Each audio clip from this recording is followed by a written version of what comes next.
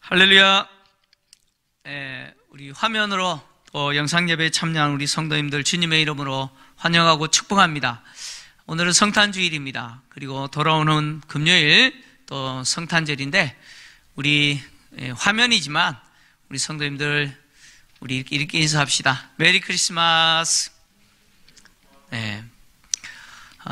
어느 해 때보다도 이번 성탄이 우리 성도님들에게 큰 위로가 되는 그런 성탄이 되었으면 좋겠습니다.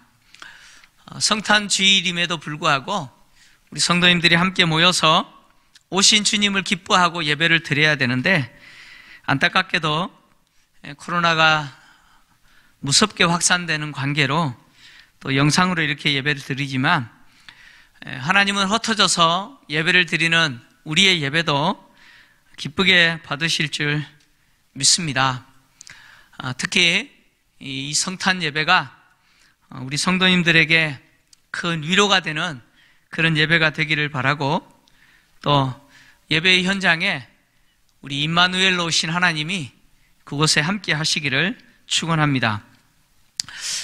주님의 오심은 구약 성경 전체에서 약속하신 하나님의 구원 사건을 이루시기 위해서 오셨습니다. 하나님이 계획하신 구원 사건은 메시아의 오심, 그리고 죽으심, 그리고 다시 살아나시는 부활을 통해서 그를 믿는 자들에게 구원을 주시는 것이죠. 이것이 하나님이 계획하신 구원 사건입니다. 하나님은 이 약속을 구약 성경 전체를 통해서 주셨습니다. 그런데 유대인들은 이 구원의 약속을 하나님이 자신들에게만 주신 약속이다라고 믿었죠. 그러나 하나님이 구약 성경 전체를 통해서 보내실 메시아를 통해서 이루실 그 구원에 대한 약속은 유대인들에게만 주신 것이 아니라 하나님이 보내신 그 메시아를 믿는 모든 자들에게 구원을 주시겠다고 하신 약속입니다. 바울은 오늘 본문을 통해서 예수님이 바로 구약에서 하나님이 약속하신 그 구원에 대한 약속을 성취하신 분이다라고 하는 사실, 그래서 예수님을 다시 살리셨다라고 하는 사실을 아그리빠 왕 앞에 증언했습니다. 사도행전 전체를 보면 바울이 부활하신 주님을 만난 이야기가 3번 기록되어 있습니다. 첫 번째 기록은 사도행전 9장에 기록되어 있는 바울이 다메섹에 흩어진 예수 믿는 자들을 잡아 예루살렘으로 끌고 와서 형벌 주기 위해서 가다가 부활하신 주님을 그 길에서 만난 이야기입니다. 이것이 첫 번째 기록이고, 두 번째 내용은 사도행전 22장에 기록되어 있는 내용으로서 바울이 예루살렘 성전에서 유대인들에게 잡힌 이후에 그들에게 변론할 때 바로 부활하신 주님을 만났다라고 하는 내용을 증언했을 때의 내용입니다. 그리고 마지막 세 번째 내용이 오늘 본문부터 진행되는 내용입니다. 바로 아그리빠 왕 앞에서 바울이 부활하신 주님을 만났다라고 하는 내용입니다. 바울은 아그리빠 왕 앞에서 부활하신 주님을 만났다라고 하는 이 변론을 증언하게 될 건데, 바울이 아그리빠 왕 앞에서 변론한 내용은 크게 3가지로 구분될 수 있습니다. 첫째 내용은 바울이 자기가 어렸을 때 성장했던 배경과, 그리고 자기가 재판을 받게 된 이유가 하나님이 유대인들의 조상들에게 주신 소망, 즉 부활에 대한 소망입니다. 이 소망 때문에 재판을 받고 있다라고 하는 내용이고, 두 번째 내용은 자기도 예수 믿는 자를 박해했던 사람이었는데, 그런데 그 부활하신 주님이 자기를 찾아오셨다라고 하는 내용입니다. 그리고 세 번째 내용은 그 이후에 지금까지 자기의 삶은 부활하신 주님이 자기에게 주신 사명을 따라 살았다라고 하는 내용입니다. 오늘 우리가 다루게 될 내용은 첫 번째 내용으로 바울이 자기가 어렸을 때부터 자랐던 성장 배경과, 그리고 하나님이 유대인들의 조상들에게 주신 그 소망을 자기가 가지고 있기 때문에 이 재판을 받게 됐다라고 하는 내용입니다. 바울은 오늘 본문을 통해서 자기가 처음부터 유대인이었다라고 이야기합니다. 그는 처음부터 내 민족과 더불어 예루살렘에서 젊었을 때 생활한 상황을 유대인들이 다 아는 바라 이렇게 이야기합니다. 처음부터 예루살렘에서 젊었을 때 생활했던 그 상황을 유대인들이 다 안다라고 말한 것은 나는 처음부터 유대인이다 이렇게 말한 것이죠. 그리고 처음부터 예루살렘에서 유대인으로 성장한 바울에 대해서 그 당시 바울을 알고 있는 모든 사람들에게 바울은 어떤 사람이었습니까? 라고 묻는다면 그들은 이렇게 증언할 거라는 겁니다. 그들은 어떻게 증언하느냐? 바울은 우리 종교의 가장 엄한 팔을 따라 바리새인의 생활을 했습니다. 이렇게 증언할 거라는 겁니다. 바울은 자신이 어릴 때부터 유대인으로, 처음부터 유대인으로 예루살렘에서 자랐고, 그리고 더하여서 유대교 가운데 가장 엄한 파인 바리새파를 따라서 바리새인으로 생활했는데, 자기를 알고 있는 모든 유대인들은 자기가 얼마나 엄격한 파인 그 바리새인의 생활을 했는지 그들도 인정할 정도로 그렇게 살았다. 바울은 이렇게 증언합니다. 유대교 안에 종파가 핵심적인 두 가지 종파가 있는데 바로 사두개파와 바리새파입니다.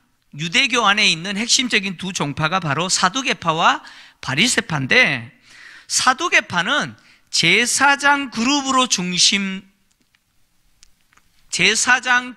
중심으로 이루어진 종파가 바로 사두개파죠.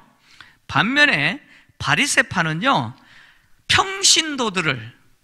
평민들을 중심으로 이루어진 파가 바리새파입니다. 특히 바리새파는요, BC 2세기경 수리아의 안티오쿠스 에피파네스가 유대를 정복한 이후에 유대를 헬라화 시키려고 할 때 이에 반발하여 율법에 따라 경건하게 살려고 했던 경건주의 운동으로서 일어났던 운동이 바로 바리새파 운동입니다. 그래서 바리새파를 당시 뭐라고 불렀느냐? 경건한 당 이렇게 불렀습니다. 이것을 다르게 말하면 하시딤이라고 불렀습니다. 당시 바울이 살고 있었던 1세기 당시 이 바리새파를 일컬어서 엄한 파다, 엄격한 파다 이렇게 불렀는데, 왜 바리새파를 엄한 파라고 불렀느냐? 그 이유는 사두개파는 모세 오경만을 율법으로 인정합니다. 그러나 바리새파는 모세 오경뿐만 아니라 선지자들의 글과 시편까지 율법으로 인정합니다. 그러니까 구약 성경 전체를 율법으로 인정하고 다 지켜야 된다는 거예요. 여기에 더하여서 바리새파 사람들은 이 구약 전체를 해석하고 적용한 장로들의 유전이 있습니다. 그 장로들의 유전도 엄격하게 지켜야 된다라고 가르쳤고 지켰던 사람들이 바리새파 사람들입니다. 그래서 바리새파 사람들은 유대교 중에서 어떤 종파보다도 율법에 대해서 더 엄하게 지키려고 했던 파가 바로 바리새파였습니다. 그래서 바리새파를 엄한 파다 이렇게 불렀던 것이죠. 1세기 팔레스타인에서 바리새인들은 무려 6,000명이나 되었다고 합니다. 평민으로 이루어진 이 바리새인들 중에요, 율법을 배워서 율법학자가 된 사람들이 있습니다. 그들을 일컬어서 성경에 등장하는 서기관이라고 불렀습니다. 그러니까 율법학자들, 서기관들은 대부분이 바리새인들입니다. 당시 유명한 바리새인들이 율법을 배우는 학교가 두 개의 학교가 있었는데 삼마이 학파와 힐렐 학파였습니다. 바울은 이 두 학교 중에 힐렐 학파에서 배웠습니다. 힐렐의 손자라고 알려져 있던 가말리엘 밑에서 율법을 배웠습니다. 즉 가말리엘 문화에서 엄한 율법을 배웠죠. 바울이 유대교 중에서 가장 엄한 바리새인으로 살았다라고 지금 말하는 것은 엄격한 바리새인들의 율법을 지키려고 하는 그 기준대로 그가 살았다는 것이죠. 특히 바울이 아그리빠 왕 앞에서 자기가 엄한 바리새인으로 살았다라고 지금 말하고 있는 것은 비록 지금 자기가 나사렛 예수를 믿고 따르는 자로 살고 있지만 자기는 유대교에서 벗어난 자가 아니고 여전히 유대교 안에 있는 자다, 이렇게 말하는 거예요.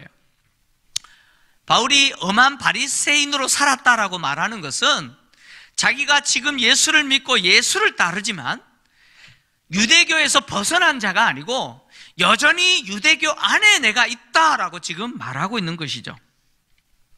그래서 바울은 자기가 유대교 안에 있다라고 하는 것을 드러내기 위해서 오늘 뭐라고 표현하냐면 바리새파를 우리 종교라고 이야기해요. 우리 종교. 그리고 또 유대인들을 내 민족이라고 이야기합니다. 유대인들을 내 민족이라고 말하고, 그리고 바리새파, 즉 유대교를 우리 종교라고 표현해요. 그리고 유대인들이 말하는 조상들을 우리 조상이라고 표현해요. 우리 조상. 그리고 이스라엘 12지파를 우리 12지파 이렇게 표현해요. 그러니까 유대인이라는 민족과 그리고 유대교라고 하는 종교와 유대인들이 또 말하고 있는 그 조상들과 그리고 유대인들의 12지파가 바울과는 관계가 없는 것이 아니라 우리라고 하는 말을 통해서 여전히 바울은 나 유대인이고, 처음부터 유대인이고, 나 여전히 유대교 안에 있는 사람이다, 이렇게 지금 말을 하는 것이죠. 그래서 유대교를 믿고 있는 유대인이나 예수를 믿고 있는 자신이 전혀 다른 존재가 아니라는 것이죠. 바울은 자신이 지금 이 청문회 자리에 서서 신문을 받는 이유에 대해서도 하나님이 우리 조상에게 주신 약속을 바라기 때문이다, 이렇게 말하고 있죠. 그리고 하나님이 조상들에게 주신 이 약속은 이스라엘 12지파가 밤낮 간절히 하나님을 받들어 섬기면서 자신들에게 이루어지기를 바라는 그것이다라고 이야기합니다. 바울이 말하고 있는 이 소망, 하나님이 조상들에게 주신 이 소망, 유대인들이 밤낮 간절히 하나님을 받들어 섬기면서 자기들에게 이루어지기를 바라는 그 소망은 뭐냐? 하나님이 죽은 자를 다시 살리신다라고 하는 소망입니다. 죽은 자를 다시 살리실 거라고 하는 소망이죠. 그래서 유대인들은 이 소망이 자기들에게 이루어지기를 바라면서 밤낮 간절히 하나님을 받들어 섬겼습니다. 바울은 지금 아그리빠 왕에게 하나님이 죽은 자를 다시 살리신다는 조상들에게 주신 이 약속을 자신이 바라기 때문에 이 재판을 받게 되었다, 이렇게 말했는데, 바울이 이렇게 말하는 것은 바울이 유대인들이 그렇게 간절히 자기들에게도 이루어지기를 바라는 그 조상들에게 주신 약속으로서 하나님이 죽은 자를 살리신다라고 하는 그 약속이 누구에게서 이루어졌느냐? 예수 그리스도를 다시 살리심으로 이루어졌다라고 주장하기 때문이라는 거죠. 그러니까 예수님이 하나님이 유대인들에게 주신 약속대로 죽은 자를 다시 살리신다라고 하는 그 약속에 근거하여 나사렛 예수를 하나님이 다시 살리셨습니다. 바울이 이렇게 주장하기 때문에 지금 이렇게 재판받는다는 것이죠. 그래서 유대인들이 자기를 고소했고 자기를 죽이려고 하고 있다는 것입니다. 결국 바울은 하나님이 유대인들과 그들의 조상들에게 주신 죽은 자를 다시 살리시겠다라고 하는 그 약속이 예수를 통해서 성취되었다라고 주장한 것이죠. 근데 이 주장은요, 예수님이 먼저 제자들에게 말씀하신 겁니다. 누가복음 22장 44절에서 48절을 보면 예수님이 제자들에게 먼저 이 말씀을 하셨어요. 성도님들 화면을 보시면서 같이 좀 함께 읽겠습니다. 시작. 또 이르시되 내가 너희와 함께 있을 때에 너희에게 말한 바 곧 모세의 율법과 선지자의 글과 시편에 나를 가리켜 기록된 모든 것이 이루어져야 하리라 한 말이 이것이라 하시고, 이에 그들의 마음을 열어 성경을 깨닫게 하시고, 또 이르시되 이같이 그리스도가 고난을 받고 제3일에 죽은 자 가운데서 살아날 것과 또 그의 이름으로 죄사함을 받게 하는 회개가 예루살렘에서 시작하여 모든 족속에게 전파될 것이 기록되었으니 너희는 이 모든 일의 증인이라. 아멘. 예수님이 제자들의 마음을 열어서 성경을 깨닫게 해주신 내용이 뭡니까? 바로 모세의 율법과 선지자들의 글과 시편에 당신에 관하여 기록된 것이 이루어져야 하리라 하는 것이 바로 이것이라는 거죠. 이것이 뭡니까? 예수님의 오심과 그리고 그 오신 그리스도가 고난을 받고 제3일에 죽었다가 다시 살아나는 이야기라는 거죠. 하나님이 조상들에게 주신 죽은 자를 다시 살리시리라 약속하신 그 약속이 바로 예수님을 통해서 성취될 약속이라는 거예요. 그래서 그것이 성취되었다는 것이죠. 성취되었을 뿐만 아니라 그렇게 죽은 자로서 다시 살리신 그 예수의 이름으로 죄사함을 받게 하는 회개가 예루살렘에서 시작하여 모든 족속에게 전파될 것도 기록되었는데, 이 일에 너희들이 증인이다. 너희를 통해서 전파될 거다. 지금 예수님이 이렇게 말씀하셨다는 거예요. 결국 지금 바울이 재판을 받고 유대인들이 고소하고 그래서 지금 유대인들이 죽이려고 하고 있는 그 궁극적인 이유가 뭐냐? 그들이 믿고 있는 조상들에게 주신 죽은 자를 살리시겠다라고 하는 하나님의 약속이 바울이 예수를 통해서 하나님이 이루셨다고 주장했기 때문이죠. 그 약속대로 하나님이 예수님을 다시 살리셨다라고 주장했기 때문에 바울을 고소하고 죽이려고 하고 있는 것이죠. 결국 예수님의 부활은 유대교가 그렇게 간절하게 이루어지기를 소망했던 구원으로서 하나님이 죽은 자를 다시 살리신 것이죠. 하나님은 예수를 다시 살리심으로 죽은 자를 살리신다는 약속을 성취하신 것이죠.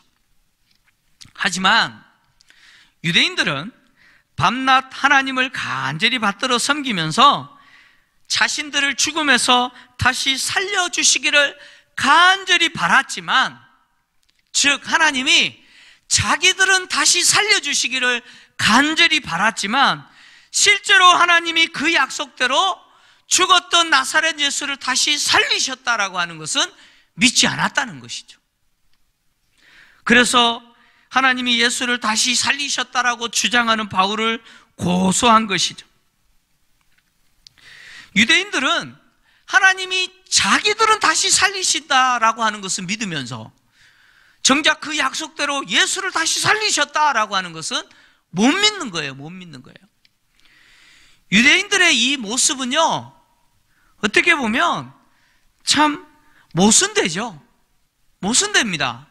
하나님이 자기들은 죽었다가 다시 살릴 줄 믿는데 나사렛 예수를 죽었는데 다시 살리셨다는 거 안 믿는 거예요. 안 믿는 거예요. 하나님이 자신들을 다시 살리실 줄 믿는다면, 나를 다시 살리실 줄 믿는다면 예수를 다시 살리셨다라고 하는 사실도 믿어야 되는 거죠. 그런데 유대인들은 그것을 믿지 않고 바울을 고소하고 지금 죽이려고 하고 있는 것이죠. 바울의 이 말을 듣고 있는 아그리빠 왕은요, 유대교에 대해서 잘 아는 사람입니다. 그런 유대교가 하나님이 주신 부활에 대한 소망을 가지고 있다는 사실 잘 압니다. 유대인들은 하나님이 다시 종말에 살릴 것이다 라는 것을 믿는 자들이라는 거 아그리빠 압니다. 그리고 그는요, 유대인들이 종말에 하나님을 메시아를 보내실 것이고 메시아를 통해서 하나님의 통치를, 하나님의 나라, 다윗이 통치하는 나라와 같은 나라를 이루실 거라는 것과 그리고 그 메시아를 통해서 죽은 자를 다시 살리신다는 것, 바로 그것을 믿는 자들이 유대인이라는 것 아그리빠 왕이 너무 잘 알아요. 그것이 유대교라고 하는 사실 아그리빠가 잘 압니다.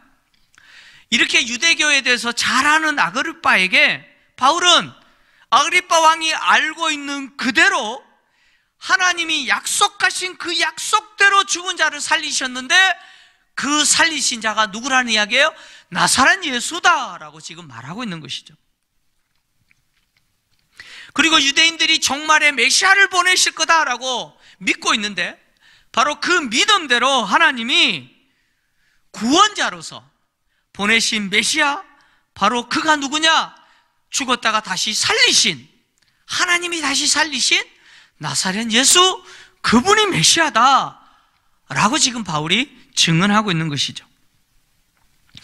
그리고 바울은요, 이 청문회 자리에 앉아있는, 자기의 말을 듣고 있는 아그리빠 왕과, 그리고 이 청문회를 연 베스도 총독을 비롯하여 가이사라를 통치하는 귀족 집단들과 5명의 천부장들 앞에서 이렇게 외칩니다. 오늘 8절입니다. 바울은 이렇게 외쳐요. 당신들은 하나님이 죽은 사람을 살리심을 어찌하여 못 믿을 것으로 여기나이까? 당신들은 하나님이 죽은 사람을 살리심을 어찌하여 못 믿을 것으로 여기시나이까? 무슨 이야기입니까? 하나님은 죽은 자를 살리신다는 거예요. 유대교가 그들의 조상에게 주신 하나님의 약속을 믿는 것처럼 하나님은 반드시 죽은 자를 다시 살리신다는 거예요. 근데 그렇게 죽은 자를 다시 살리신다는 약속대로 누구를 살리셨다는 거예요? 예수 그리스도를 다시 살리셨다는 거예요. 왜 그거 못 믿냐는 거예요. 하나님이 약속대로 죽은 자를 살리셨는데, 약속대로 나사렛 예수를 죽은 자 가운데서 다시 살리셨는데 왜 못 믿느냐는 거예요. 왜 못 믿냐는 거예요. 바울은 지금 예수님이 다시 살아나신 사건은 유대인들의 조상들에게 주신, 유대교가 믿고 있는 그 신앙대로 하나님이 살리셨다라고 지금 주장하는 것이죠. 유대교가 믿는 그 신앙을 하나님이 성취하신 분이 바로 부활하신 예수라고 지금 말하고 있는 겁니다. 바울의 이 말은요, 기독교 신앙에 있어서 매우 중요한 말입니다. 흔히 기독교를 일컬어서 1세기에 태어난 종교다라고 생각하는 분들이 정말 많습니다. 심지어 기독교는 예수가 자신을 따르는 제자들을 통해서 세운 종교다, 이렇게 말하는 사람도 있어요. 그러나 절대 그렇지 않습니다. 기독교의 뿌리는요, 유대인들이 조상들이라고 부르는 아브라함과 모세와 선지자들과 시편을 기록한 저자들의 기록에까지 거슬러 올라갑니다. 다시 말해서 유대교의 뿌리는, 즉 기독교의 뿌리라는 거죠. 기독교의 뿌리는 하나님이 유대인들이 조상들에게 주신 약속에 근거합니다. 거기에서 출발해요. 그러니까 유대교의 뿌리와 기독교의 뿌리는 동일하다는 것입니다. 다르게 이야기하면 유대교의 소망이 성취된 종교가 기독교라는 거죠. 기독교는 유대교의 성취입니다. 왜냐하면 유대교가 믿고 있는 하나님이 주신 소망을 하나님이 예수를 다시 살리심으로 성취하셨다라고 믿는 공동체가 바로 교회 공동체고 기독교 아닙니까?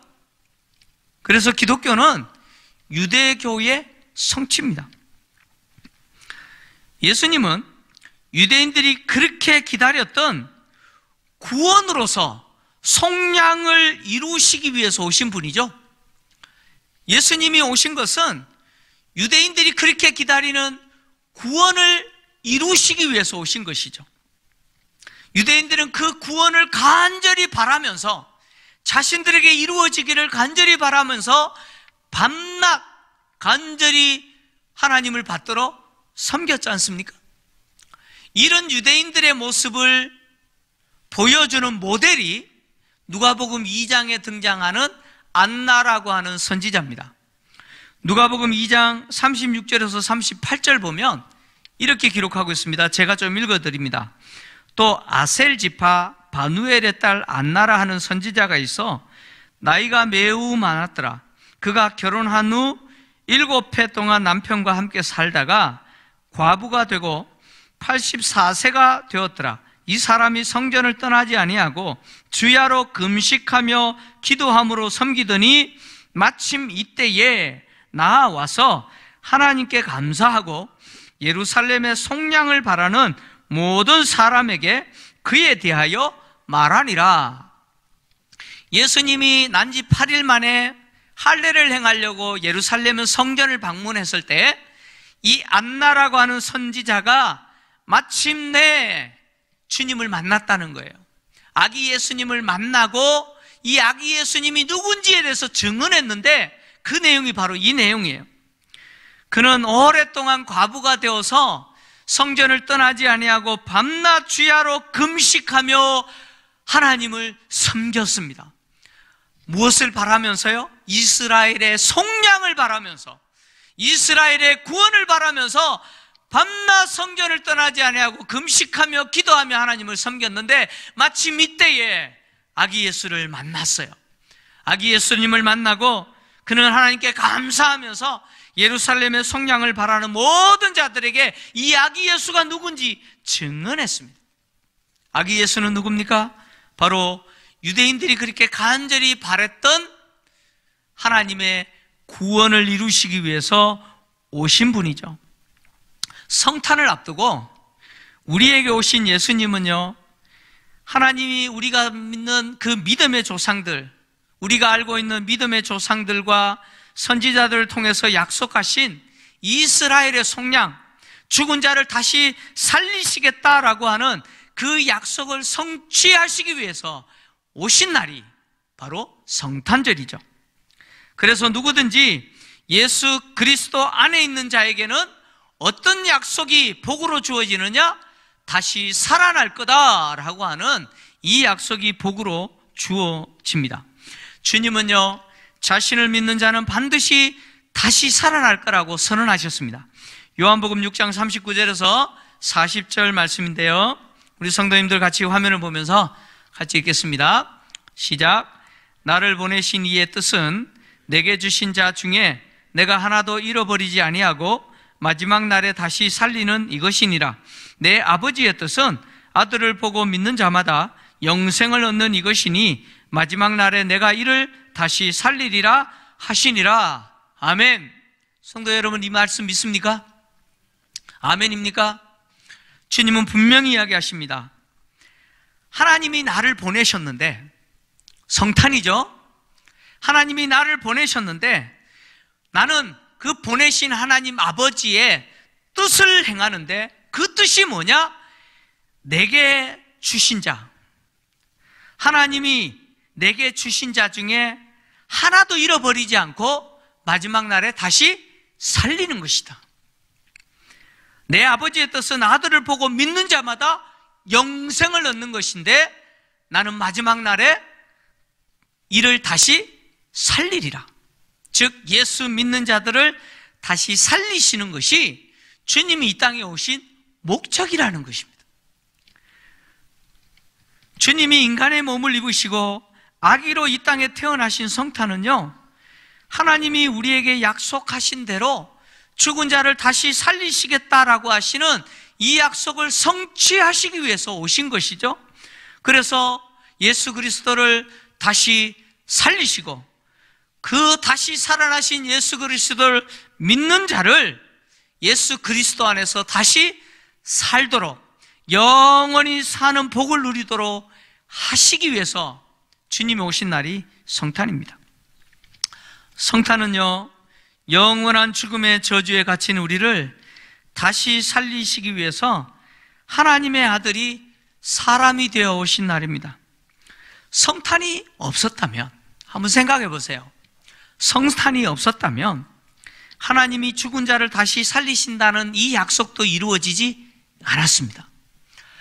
하나님이 죽은 자를 다시 살리신다라고 하는 이 약속이 성취되지 않았다면 우리는 여전히 죽음의 저주에 갇혀 있죠. 영원한 죽음에 갇혀 있는 불쌍한 존재일 뿐이죠.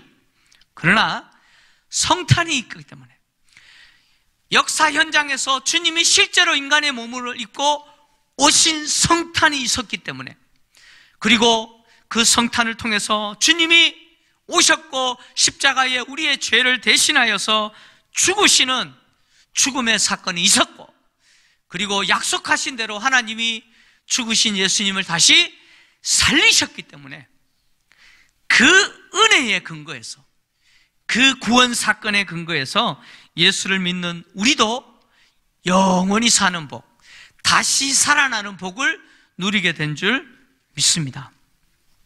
우리는요, 죽어도 다시 사는 복을 누리는 자들입니다. 저와 여러분들은 죽어도 다시 사는 복을 누리는 자들이에요. 뿐만 아니라 다시 죽지 않아요. 영원히 사는 존재들입니다. 믿으십니까? 영원히 사는 복을 누리는 자들이에요. 그러니까 성탄을 이제 맞이하면서, 이제 성탄절을 지난 한 주간을 보내면서 우리는 이런 묵상을 했으면 좋겠습니다.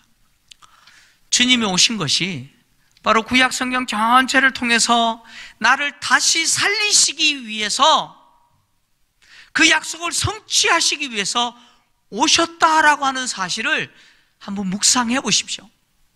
그 장엄한 인류 역사 속에서 하나님이 이 약속을 이루시기 위해서 역사를 운행하셨고, 마침내 예수님을 보내셨고, 그 약속대로 오신 예수님이 죽으셨다가 하나님이 다시 살리셨고, 지금도 하나님 우편에 앉아 계실 뿐만 아니라 다시 오시고, 그 다시 오시는 약속 안에서 살아가고 있는 우리가 하나님이 이루신 죽은 자를 다시 살리신다는 이 약속의 성취대로 나도 다시 살아난다라는 사실,